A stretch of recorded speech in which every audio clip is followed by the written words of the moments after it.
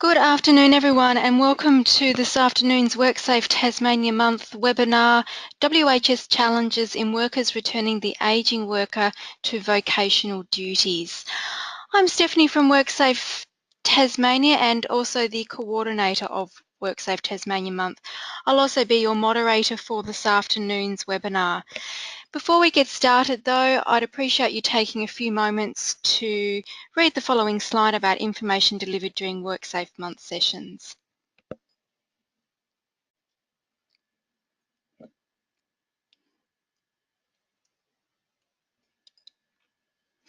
I'd now like to go over a few items so you know how you can participate or interact in today's webinar. So we've taken a screenshot of an example of the attendee interface. You should see something that looks like this on your computer screen in the upper right corner. You're likely listening in using your computer's speaker system by default. However, if you'd prefer to join over the phone, just select telephone in the audio pane and the dial-in information will be displayed. You will also have the opportunity to submit text questions to today's presenter by typing them into the questions pane of the control panel. You can send your questions in at any time during the presentation. We will collect these and address them at the end of today's presentation. We are also recording webinars during WorkSafe Tasmania Month and will progressively make those webinars available after WorkSafe Month finishes on the 30th of October on the WorkSafe Tasmania website. And lastly, before you do leave, you will receive a survey on the presentation and we would appreciate you taking a few moments to complete that survey and providing us with your feedback about the presentation and also about your webinar experience. So, it is now my pleasure to hand you over to this afternoon's presenter from Physiotherapy and Industrial Solutions, Kim Stoys. Welcome, Kim. Thank you, Stephanie, and good afternoon, everybody out there. I don't think my buttons are working. Just 1 minute. Here we go. So today I'm presenting how to help ageing workers return to their vocational duties. Just a little about myself.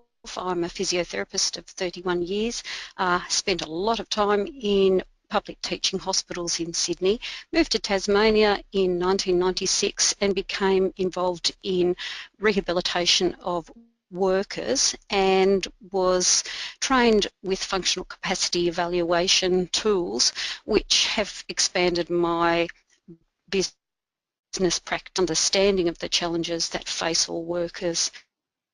So I'll be talking a little bit about functional capacity evaluation and how you can use those tools to assist workers back to their vocational duties. Well, since the global financial downturn in 2012, there's been an economic shift with most companies facing less income for solving issues concerning health and safety, business productivity and sustainability. Government directives are pushing towards an older workforce as the cohort of baby boomers become eligible for retirement, leaving a smaller tax base for potential retirees. According to Safe Work Australia, the proportion of older workers aged over 65 will rise from the present 12% to 18% in 2051.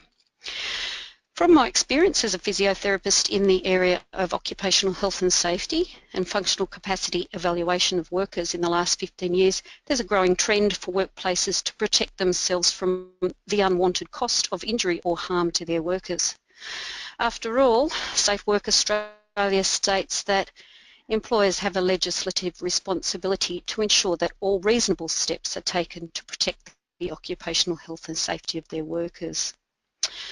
So, what are the implications of an older workforce? The interaction between age, work and occupational health is not well understood.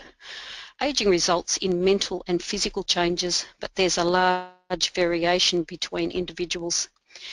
Given this and the fact that ageing workers tend to develop a wide range of coping strategies, it's hard to predict the exact relationship between age and occupational safety.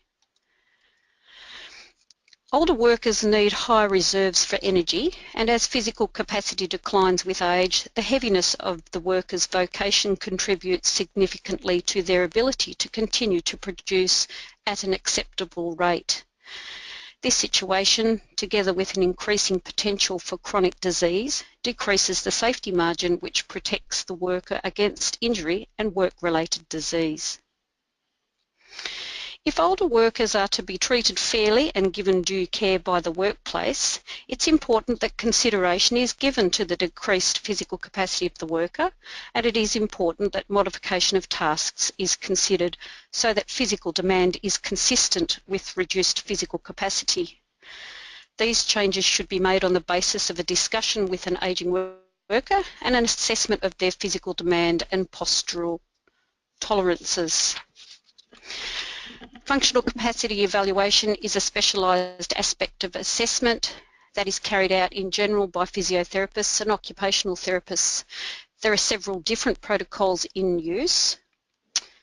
Oh, I'm sorry, I'll just go back one. Oh, I think I must have hit two. I beg your pardon, audience. Functional capacity evaluation is a specialised aspect of assessment, and there are several different protocols in use in Australia.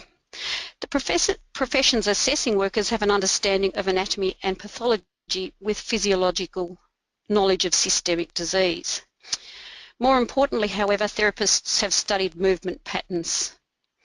The best assessors have a long history of clinical assessment and treatment of clients and can use clinical reasoning when asked, does function equate with the pathology shown? An FCE is a battery of testing procedures that attempts to identify a worker's physical demand and postural tolerances. There may be many reasons for employing an FCE, including injury prevention, work-related injury or illness management. In context of treatment, when the client may not have reached maximum medical improvement, or when a client has reached maximum medical improvement with chronic illness or injury management, or when case resolution needs to be made. Baseline FCE components must have the following. This is according to Genovese and Galper 2009. They must have an informed consent, evaluee interview, musculoskeletal examination, evaluation of movement and postural tolerance, assessment of evaluee effort, dynamic tasks, aerobic capacity, and all those things can be rolled in to give an outcome for her rehabilitation program once the FCE has been completed. I'd like to introduce you to 3 case studies. Oops, again, sorry, the computer's just gone a little bit wild. Introduction to 3 case studies that I'm presenting, and they're sourced from testing I've performed upon workers who have come to the attention of their workplace being flagged as potential risk for that workplace. That is, they're not normally requested by an employer when, they are normally requested by an employer when there is a perceived threat of harm to a worker while performing in their vocational role, or a perceived threat with regard to lost productivity. This situation is necessarily distressing for both employer and employee, as both stakeholders must face the potential that after testing the worker may be deemed unfit to continue in their present role. For the worker, there's a real threat perceived that they're about to lose their vocation in what seems to be an ever-shrinking employment market. For the employer, there is the difficulty of finding a suitable alternative role for that worker if they are found to be unable to continue gainfully in their present role, and if not, the possibility that they will need to let that worker go. Often there has been a long history of loyalty between worker and employer, and it's fair to say that both parties feel distressed at the prospect that the worker will be found lacking in functional ability. Today I'll present 3 case studies where I've been asked to assess the ability of a worker to continue to meet their vocational demands and some of the outcomes that I've been part to as a result of such testing. To show before and after results in improvement in 2 of the case studies, I've used data that has been gathered by static strength testing, as it's easily understood by employers and employees. And that's the slide that you have on your screen at the moment. The slide on the screen is a static strength test that to assess the ability of a person to generate force against an immovable object. Static strength testing was first used in the development of the United States NIOSH Work Practices Guide in 1981. And the same data has been used to assist in the development of the Dictionary of Occupational Titles in 1991, which helps to classify the physical demand of almost all jobs. This slide shows the force curve generated by a person exerting force, static force for 5 seconds in 3 different postures. The force curves shown here overlap each other and can be considered evidence of sincere effort. The strength of the force curve can be matched with a database of similar matched industrial norms. There are 8 standard static strength postures which stress different joint complexes, so joints can be compared to each other for strength and weaknesses. This is the first case study. This is one of Kieran. Kieran's a 54-year-old labourer with a heavy physical demand, so his work's quite demanding in a physical way. He's worked heavily all his life and he was noticed experiencing pain with excavator driving and other heavy vehicles. His supervisor noticed Kieran to be in pain at the end of the day while working on a particularly heavy project and over rough terrain. He had had several exacerbations of lumbar pain but no workers' compensation claim. He had a few days off, and over the last month while working on the last project, due to ongoing back and some leg pain, he appeared to recover with rest, but the supervisor was concerned about Kieran's appearance at the end of a 12-hour shift. I was requested to assess Kieran for suitability to work demands and whether the present duties were too difficult. Productivity had not been an issue, rather one of occupational health and worker safety on site.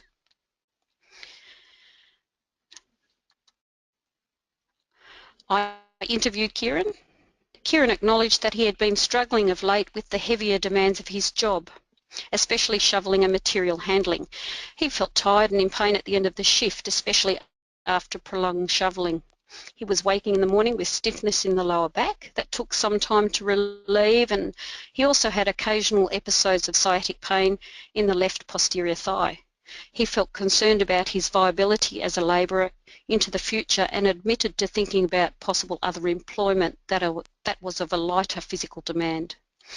He had had medical imaging showing severe arthritic changes throughout the lumbar spine and several small disc bulges. It should be noted that such changes are common in similar age-matched norms. I performed a musculoskeletal assessment as part of the FCA, and I noted Kieran had limited ability to bend the spine, tight muscles in the lower limb and pelvis, and weak abdominal muscles, which are critical in supporting the spine. He also had a poor understanding of his problem and no understanding of how to manage his problems. Oh, sorry people, the computer is just going a little bit fast for me. Okay, this slide here is showing Kieran's static strength test, which I performed on the 10th of the 2nd of this year. The test postures are shown in this table and the results in kilograms can be seen for each posture, and the comparison with the NIOSH norms strength percentile, which is on the right of the very right column. Kieran's average static strength percentile was in the 30th percentile as compared to similarly age-matched norms. Take note, however, that his back lift is in the 1st percentile. This indicates that he has a problem with the strength about his lower back. In fact, when a calculation is applied to his average strength and his lumbar spine, there is a significant deficit about his spine of 77%. Kieran was given a plan to address his issues.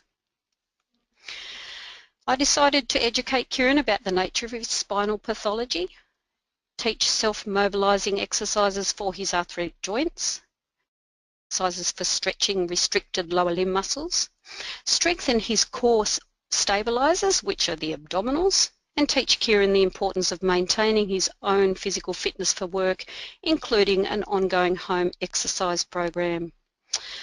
So Kieran underwent 4 weeks of 3 times weekly attendance at physio. He also had a home program, of course. Initially, I assisted in stretching and mobilisation of his spine, and then he went on to 10 sessions of gym strength training focused on abdominal stability, and then progressing to abdominal stability with activity. Kieran was compliant and conscientious, and Kieran was then retested after his rehabilitation. This is the slide that shows Kieran's static strength test after his rehabilitation program. His average static strength is now in the 52nd percentile, so that's a huge increase in strength. And note, in the back lift, he's now at the 35th percentile for strength about his spine. Kieran was feeling much better. He had more spinal mobility, less morning lumbar stiffness. He still has pain in his lumbar spine with prolonged flexion activities. And I communicated this with the workplace manager regarding the results. The manager wanted to know the risk of harming continuing heavy physical demand. Due to the significant nature of arthritic change and the risk to Kieran continuing his role as labourer, I considered it still high. A decision was made in conjunction with Kieran to discuss an alternative role within the company involving a lower physical demand, and this was successfully made. Case study 2 is Eric, aged 54. He's a forklift operator at a busy depot and has been for 15 years. He has infrequent material handling. He does walk over rough terrain and about objects stacked in the depot. Forklift driving has a medium physical demand according to the Dictionary of Occupational Titles. The supervisor was concerned that Eric has a noticeable limp and concerned that he may injure himself while climbing in and out of the forklift and negotiating obstacles in the depot. He's not required to squat, climb ladders or stairs. Eric knows that he has been diagnosed with osteoarthritis in multiple joints, but his left knee is particularly affected. He recently had an episode of knee swelling which made his limp more pronounced, and he was asked to be seen by the company's GP. The outcome of the assessment was that the company's GP has certified Eric as being suited to modified duties only and for several months, and he won't clear Eric unless a formal assessment is performed. Eric is concerned that the company wants to cease his employment due to his arthritis. Eric's very concerned about his financial state if his employment is to be terminated. He has no other work skills other than manual labouring or forklift driving. Eric manages his job and has not taken time off for his pathology. He manages his pain with prescription and over-the-counter medication, none of which interfere with his workability or safety. He feels he has no problem with fulfilling his vocational duties and is as productive, if not more so, than his younger counterparts. He understands that his left knee range is restricted and he has a degree of pain associated with this, but he feels he's managing well. An FCE was performed. In the FCE, the musculoskeletal examination showed that the demonstrated ranges of motion of his left hip and ankle were all within normal amplitude for age, but the right knee range of motion was restricted to 90 degrees of bending. The musculoskeletal assessment was compatible with the expected severe osteoarthritic changes. There was no evidence of swelling about the left knee. He was unable to squat past half the usual depth of a full squat due to his left knee restriction. Strength testing for the major joint complexes of the pelvis and lower limbs revealed good strength bilaterally in all muscle groups tested, his muscle length about his lower limbs was restricted, which did not help Eric's arthritic condition. Eric was assessed via occupational mini functional capacity evaluation, and video footage of Eric performing activities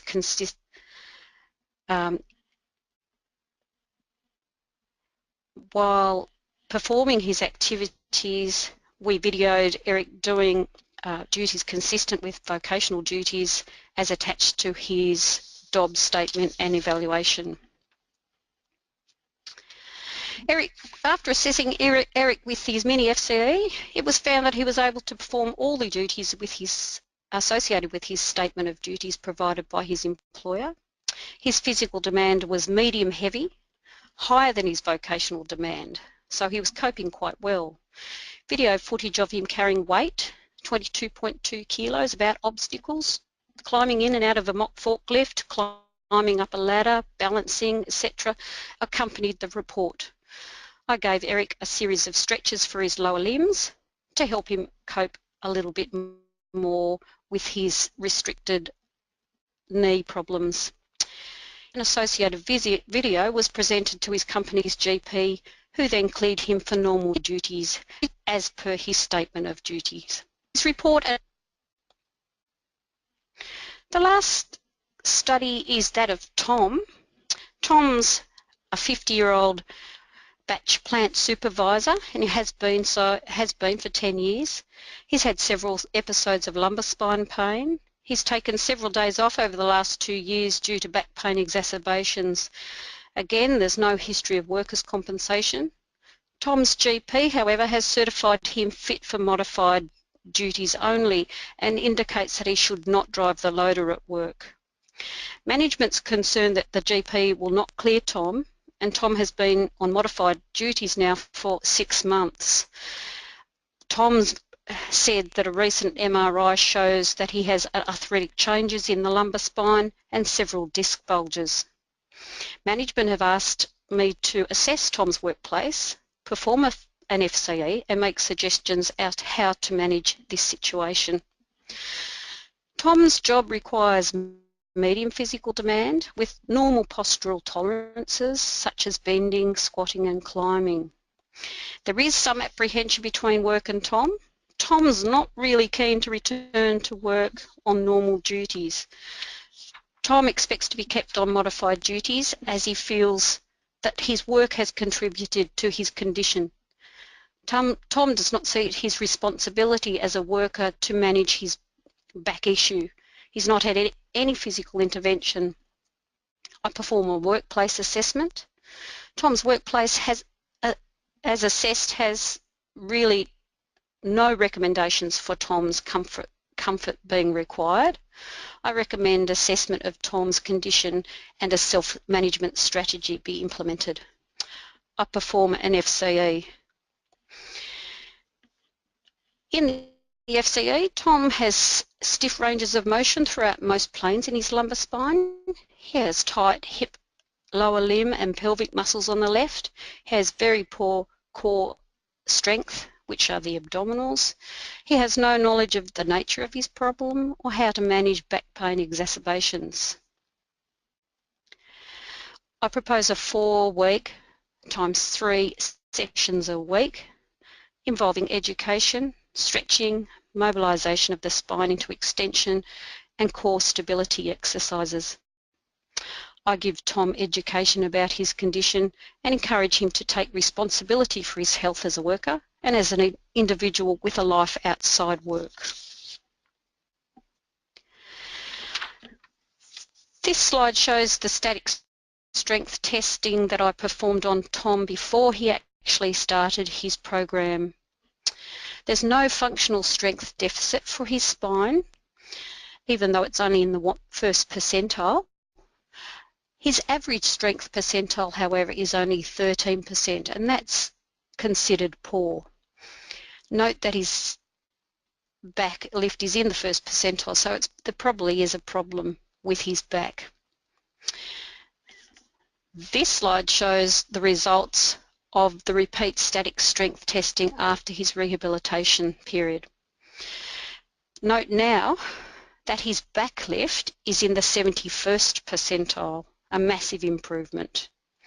His average strength percentile is 48. Although hesitant to comply at first, Tom was surprised at his strength that he had improved to such a degree. He then went on to tell me that his morning pain had settled considerably, his lifestyle had improved, and he could get his socks on in the morning. I stressed that these changes would only continue with his commitment to his own personal health and continuing his regime of exercises. Tom went on to be cleared by the GP and returned to normal duties after presenting the data to his doctor.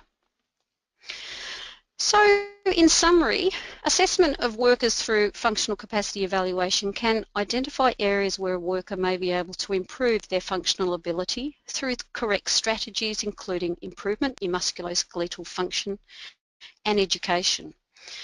After testing, dialogue between worker and employer may be implemented that assists the employee to regain full employment potential through use of education and physical training, and allow the employer to feel happy regarding the state of their employee.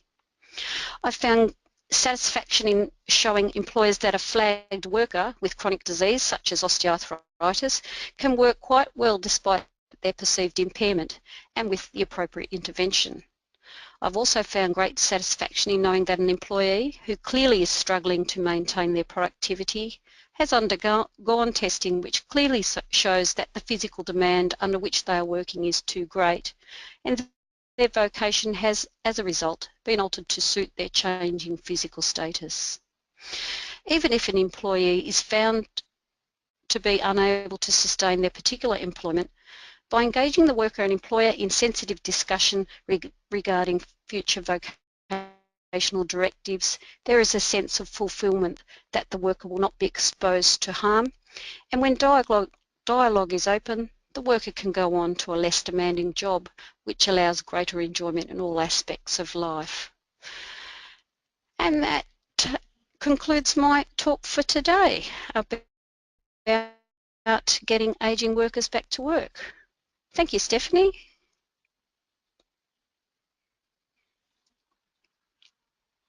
Thank you very much, Kim. And as you said, thank you for showing us how workers with age-related degenerative changes can be rehabilitated back to work with assistance of corrective intervention by physiotherapy. So we do still have some time if anyone would like to submit any questions to Kim in regards to her presentation this afternoon.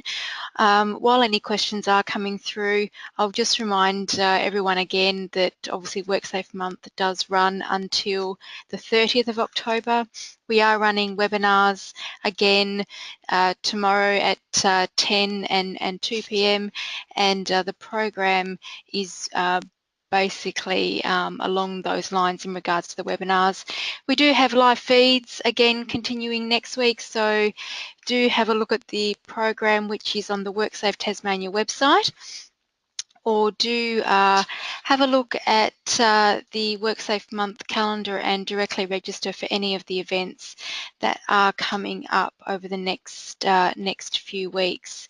And as I mentioned, we are recording the webinars, so if you do want to go back and watch any of the sessions that either you watched and want to watch again or didn't get a chance to see, then do have a look out for those webinars, which will progressively make their way to the WorkSafe Tasmania website at the end of the month. And again, lastly, before you do leave today, please do stay online, have a look at and give us your feedback about this afternoon's presentation and also about your webinar experience.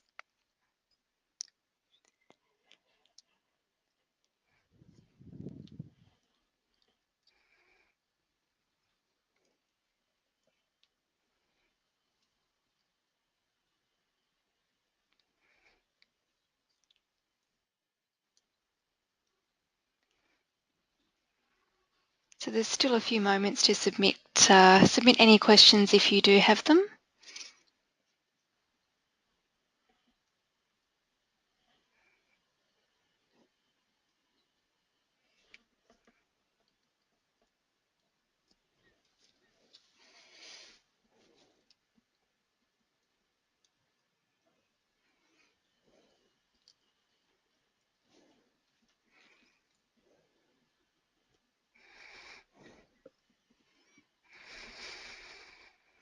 One question I guess I probably do have, Kim, I guess I noted with the case studies that you presented, the workers that um, that you showed were obviously working in heavy sort of labour intensive situations. Have you sort of dealt with workers who I guess have needed to or had degenerative changes due to I guess less heavy work? Yes, certainly sedentary workers are just as exposed to changes within their bodies as people who work in heavy situations. Probably less joints take stress in a more sedentary workload, work environment, but certainly people who work behind a desk or who have light physical demand. We're all human beings. We all degenerate in our joints as we get older, and it's the American College of Occupational and Environmental Medicine says that getting older and degenerative changes are it's very normal, and we need to realise that we are all going to degenerate. Shoulders are a thing that certainly are exposed to change with sedentary workers, people who work behind computers, and the same process applies. You assess the person, find out where the weaknesses are, and give them a program to actually address those areas that are weak or the loss of range in perhaps a shoulder. You might change the way they sit or their desk or their chair, but basically, we all need to maintain our strength and flexibility as we age because it is a fact of life that we do wear out. So it's not just confined to the worker in the heavy industries, but certainly I've done a lot of work with people in sedentary, light, medium demand jobs such as secretarial work, people who are driving vans. It's more about the postures that we adopt and the repetitive movements that we use to perform our work. So basically we're all going to wear out. We just need to understand how our bodies work, and that's where the intervention of someone who is a clinician can help